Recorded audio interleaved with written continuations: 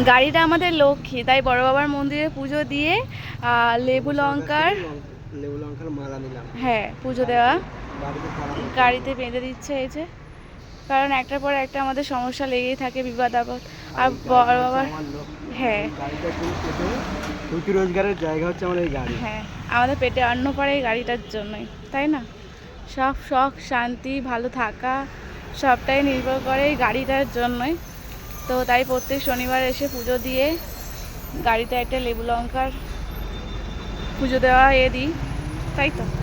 এই যে প্রসাদ সবাইকে দিলাম, আর রয়েছে লেবু লঙ্কা বাঁধা হয়ে গেলে গাড়িতে, তারপরে আমরা পুষ্পাঞ্জলি দিয়েছি, উপোস ভঙ্গ করবো।